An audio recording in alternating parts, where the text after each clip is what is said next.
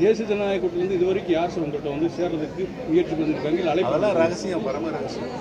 Sir நீங்கள் எந்த முடிவும் சார் இதுவரைக்கும் எந்த முடிவும் எடுக்க மாட்டேங்கன்னு சொல்லிட்டு உங்களோட ஆதரவாளர்கள் தான் நிறையா வந்து திமுகவுக்கு எல்லாமே போயிருக்காங்க சார். வைத்தியலிங்கம் போன்றவர்கள்லாம் போயிருக்காங்க இல்லையா? இந்த இரண்டாவது தர்ம யுத்தம் ஆரம்பிக்கப்பட்டதே திரு மனோஜ் பாண்டியன் அவர்களும் திரு வைத்தியலிங்கம் அவர்களால் தான் என்பதை தெரிவித்துக் நாங்கள் இந்த கூட்டணி இந்த எலெக்ஷனில் வந்து தாவேக்காவுடனோ இல்லை திமுகவோட இணைய போறீங்கிற மாதிரி ஒரு மிகப்பெரிய அதை நான் ஏற்கனவே ஆரம்பத்திலே உங்கள்கிட்ட சொல்லிட்டேன். தேசியங்களும் வதந்திகளும் செய்தித்துறையிலிருந்தும் தொலைக்காட்சி துறையிலிருந்து பரப்பி கொண்டிருக்கிறீர்கள். அதை நிறுத்த வேண்டும் என்று சொல்லியிருக்கேன். பணிவான வேண்டும் பார்த்துக்கிட்டேன். நீங்கள் இப்போ பார்த்தா உங்களுக்கு பாவமாக தெரியலையா? இந்த மாதிரி பொய் செய்திகளை வெளியிட்டு கொண்டே இருக்கீங்களே. இப்போ அண்ணன் எந்திரிச்சு அதை கொஞ்சம் சத்தம் போட்டு பேசினார். பொறுமையாக இருங்கப்பா. அதை வந்து இங்கே குழப்பம் ஏற்படுன்னு ஒரு பத்திரிக்கை ஒரு தொலைக்காட்சியை போடுங்க.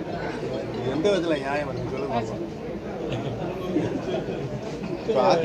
கூட்டத்தை அமர்த்திட்டு யாரையும் சண்டை உள்ள எல்லாம் சமாதானமாக ஒருங்கிணைந்து அண்ணன் தம்பியாக தான் நாங்கள் கருத்துக்களை பரிமாறிக்கிறோம். இன்றைக்கு நடந்த கூட சொன்னேன், மனதில் கொள்ளாங்க நீங்கள் எழுதி கொடுக்கணும். நாங்கள் எழுதி கொடுக்க மாட்டோம். உங்களுடைய குரலை தான் நாங்கள் ஒழிப்பம் வந்து ஒரு மத்த குரலாக ஒழித்துக் கொண்டிருக்கோம். இது எங்கே குழப்பம் வந்துச்சு? எதுக்கு அந்த தொலைக்காட்சி அதுக்குள்ளே முந்திக்கிட்டு போய் செய்தி போடுறீங்க? குழப்பம் விளைவிக்க வேண்டும் என்றே சில செய்திகளில் வந்திருக்கிறது. அது தவிர்க்கப்பட வேண்டும். ஆனால் மக்கள் தெளிவாக இருக்காங்க. நீ என்ன குழப்பனாலும் மக்கள் தெளிவாக இருக்காங்க.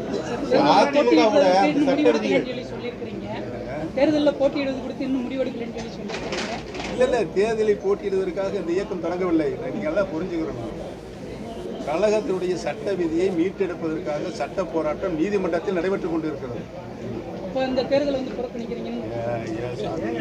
நீங்களா இப்பதான் சொன்னேன். நீங்களா ஒரு கருத்தை திணிக்காதீங்க. தமிழக மக்களிடத்தில் தொடர் திணிக்காதீங்க சொல்றேன்.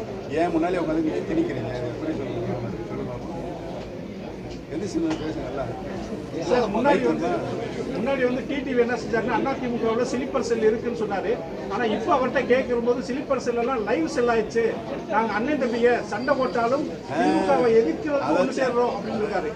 ஒன்று சேர்ந்து இருக்காருல்ல. நான் ரெடி.